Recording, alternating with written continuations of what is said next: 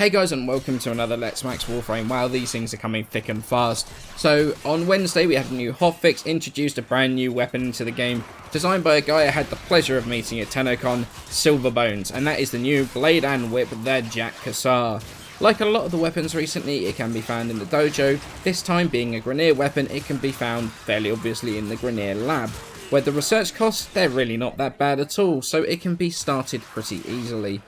Once you've got the blueprint of built the weapon, you get a Mastery 10 Blade and Whip with 80 pure heat damage, and that means it's going to combine really well into either radiation or blast. From there, the direction you want to go while modding is very easy to see when you look at its supporting stats. 5% status chance isn't really enough to push for a status build, so unless you're using outside sources like the Zakati or the Scourge, Condition Overload I honestly don't think it's going to be doing too much for you right here. However, with its 35% critical chance, 250 crit damage multiplier, you are really going to be able to push a Blood Rush and Body Count build on here and do some serious damage.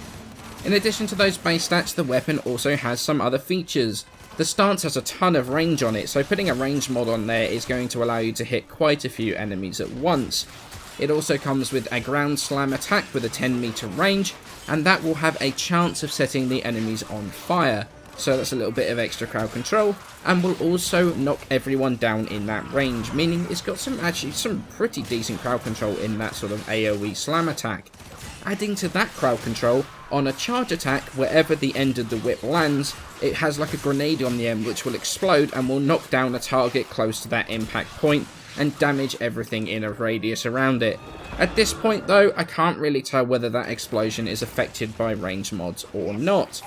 Normally though, after that I would talk about pretty much what stance I would prefer, but since Defiled Snapdragon is literally the only stance for it, that kind of is a bit of a non-starter as discussions go.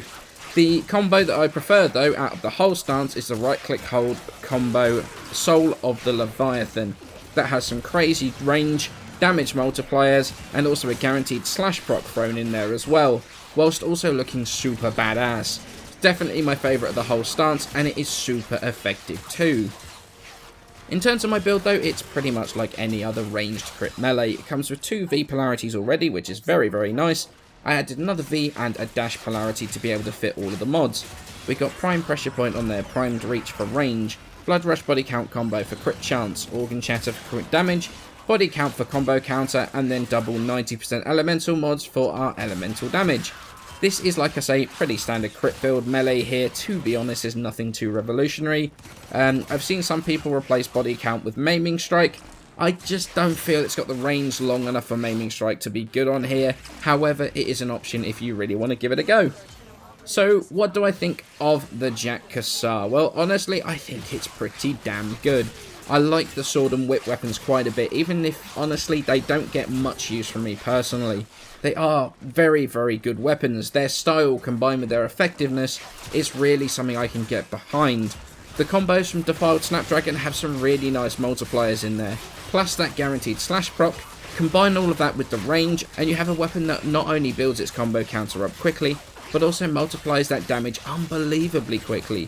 What's even better about being able to build the combo counter quickly is that the explosion from that charge attack at the end of the whip, that is affected by the combo counter multiplier, meaning that if you wanted to use the explosion to be able to take down a group of enemies at once with it, you can do so, and it gives it some nice crowd clearing potential if you want to use it for that. I know that people are going to be looking at ribbons for this thing.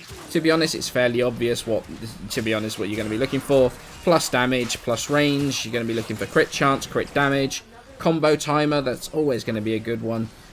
Those things are going to be extremely useful on a weapon like this. Those are absolutely the stats I would be looking for on a Jat Kusar ribbon.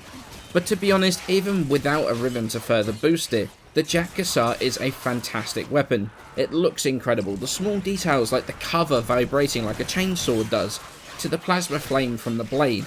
The weapon is damn good looking, but it also has the performance to back it up too. I would say it's worth building, worth putting the former into, especially if you like weapons like the Mios. It's definitely not going to let you down.